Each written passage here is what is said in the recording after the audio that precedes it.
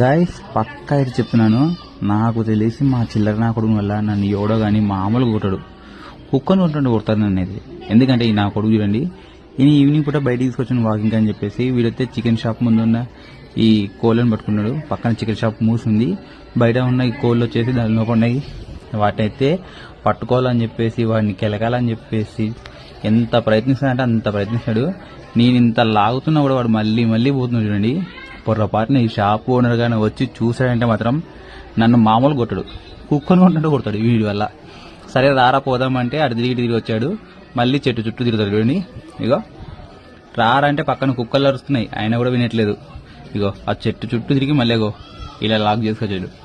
ఈ చెట్టు చుట్టూ తిరుగుకుంటూ మళ్ళీ నేను రివర్స్ వచ్చాను. సరే వీడు వస్తాలే పోదాం పదా అని చెప్పేసి రా అన్న. వచ్చినట్టు వచ్చాడు, కొంచెం ముందుకి వచ్చి మళ్ళీ అట్టే పోయినాడు చూడండి. ఎటు సైడ్ అయినా పోని, అటు తిరిగి ఇటు తిరిగి మళ్ళీ ఆడికే పోతాడు.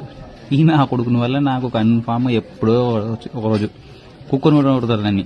ఇది చేసే పనులకి ఏం చేయమంటారు, అవి భయపడి పారిపోయినాయి అనుకో తర్వాత నన్ను అంటారు. ఇంకా ఫైనల్గా రారా అని చెప్పి లాక్కొని వచ్చాను ఇంకా గట్టిగా, తప్పట్లేదు.